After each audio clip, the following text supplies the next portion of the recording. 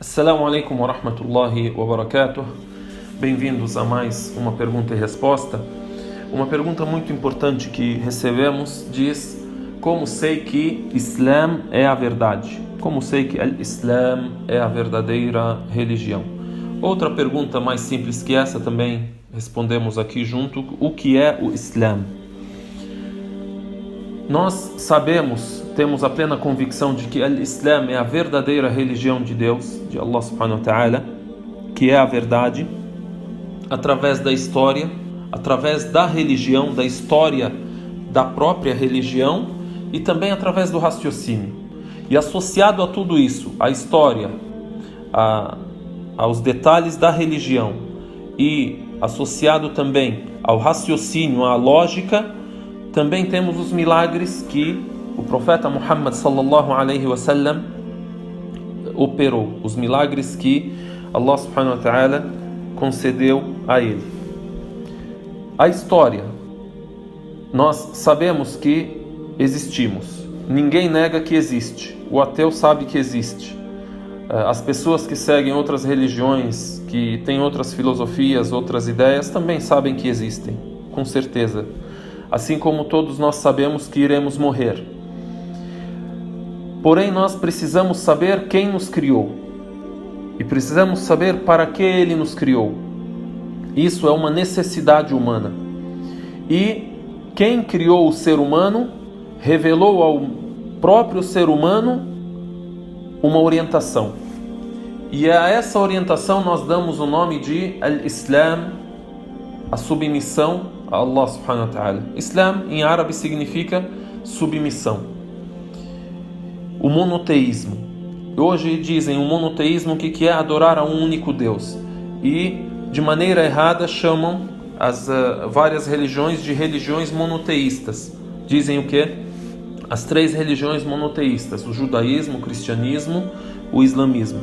Na verdade, o correto é dizer as três religiões que têm origem no monoteísmo, que tem como origem o monoteísmo, ou tem como origem a revelação de Deus, ou tem como origem a mensagem celestial. Porque se fossem todas elas monoteístas, não seriam divergentes, diferentes. Mas aí, respondendo à pergunta o que é o Islã e como sei que o Islã é a verdade, iremos entender qual é a diferença entre monoteísmo e entre essas denominações que hoje o ser humano dá: cristianismo, judaísmo, islamismo. Então, Deus revelou uma orientação ao ser humano para que o ser humano saiba para que existe, qual é a obrigação desse ser humano e qual é a história da vida. O que vai acontecer com ele? Eu vou morrer e tudo se acabou?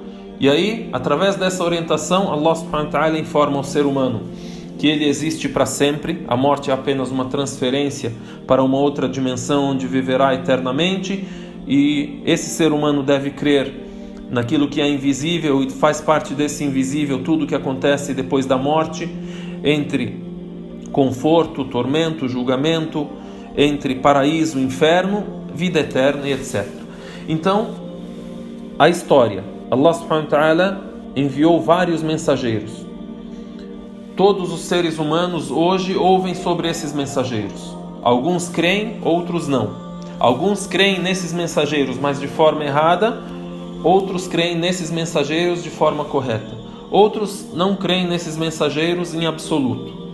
Por exemplo, ouvimos sobre Noé, Nuh alayhi salam, sobre Abraão, Ibrahim alayhi salam, sobre Musa, Moisés alayhi salam, sobre Jesus, Isa alayhi salam, sobre Muhammad sallallahu alayhi wasallam, que a paz de Deus esteja com ele.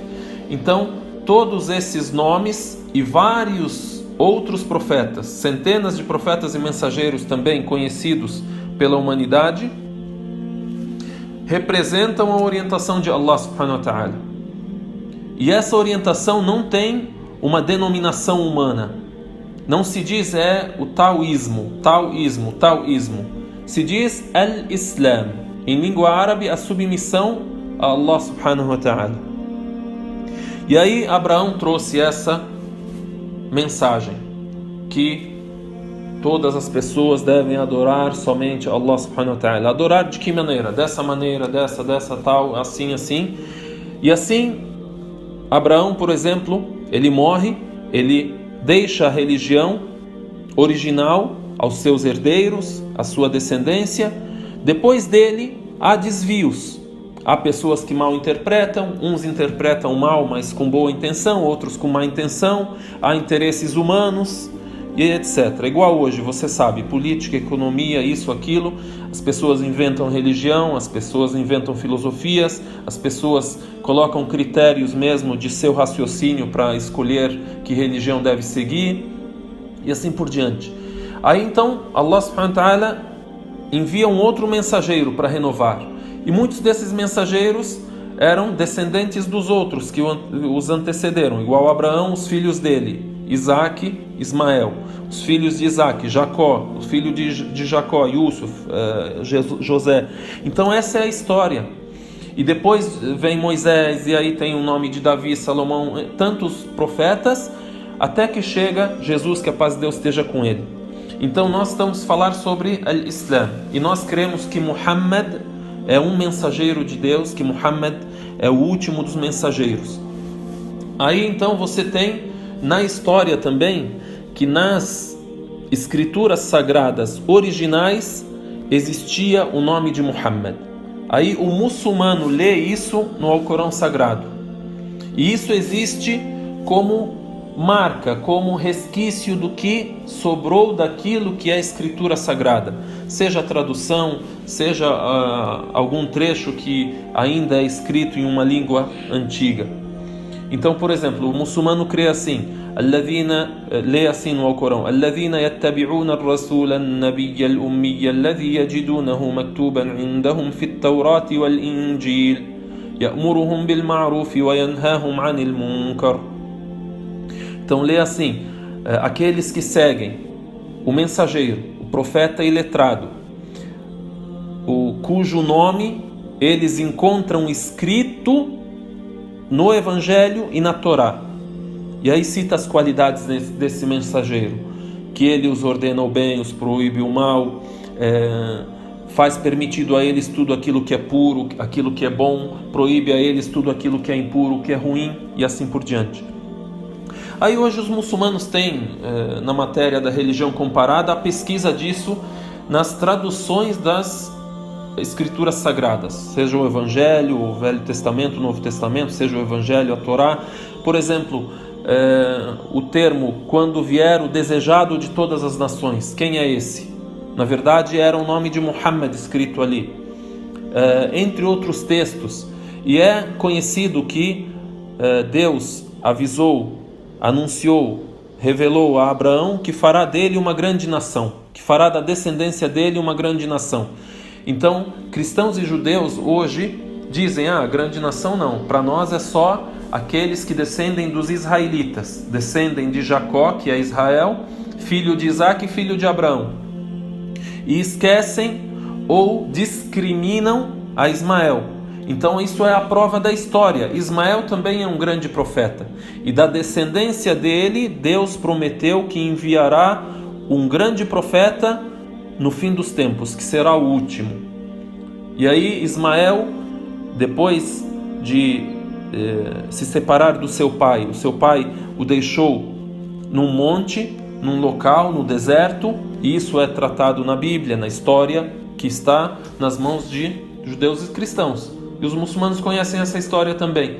Aí ele cresceu ali no deserto, na Arábia, e naquela região que é Meca, que é a religião de Meca. Então, depois dele, muitos anos depois, foi enviado então o profeta Muhammad, que a paz de Deus esteja com ele. E entre Ismael e Muhammad foram enviados outros profetas, porém sempre enviados no meio dos israelitas, na Palestina, no meio do povo israelita. Bem, temos aí depois a prova da religião.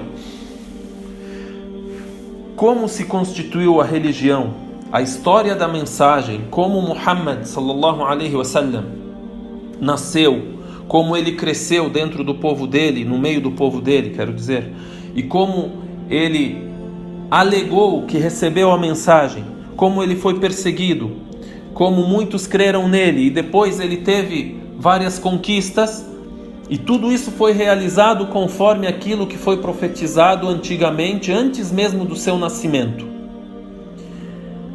E até mesmo aquilo que acompanhou a vida dele, antes da profecia e depois da profecia, é prova também da verdade que ele trouxe, né? Por exemplo, uma das histórias é dito que o profeta Muhammad, que a paz de Deus esteja com ele, era conhecido como As-Sadiq Al-Amin, o honesto, o verdadeiro. Era conhecido e reconhecido como pessoa honesta e verdadeira. E assim são os profetas. Todos os profetas enviados por Deus eram guiados por ele, mesmo ainda na juventude ou na infância, mesmo ainda antes de receberem uma mensagem, mesmo ainda antes de receberem a revelação da mensagem. Ou seja, eram guiados, eram imaculados. Também, até mesmo depois da profecia, cremos convictamente que nenhum profeta comete um crime hediondo, um erro grave, como é atribuído a muitos dos profetas, como é atribuído entre cristãos e judeus a alguns profetas, como Noé, como Davi. Isso tudo não é aceito por nós. Por quê? Porque isso fere a profecia, não o faz mais eleito por Deus. E isso tudo é atribuído a eles de forma errônea e de forma mentirosa. Ok, então, ainda falando sobre Muhammad, prova de que o Islã e a religião que Muhammad sallallahu alaihi wasallam estabeleceu através da revelação e pregou é a verdade, é que ele era conhecido como o verdadeiro, o honesto. Então, quando ele chegou e disse: olha, eu sou o mensageiro de Deus, aí, antes disso, ele disse a eles: se eu disser que tem um exército que vai invadir a cidade e vai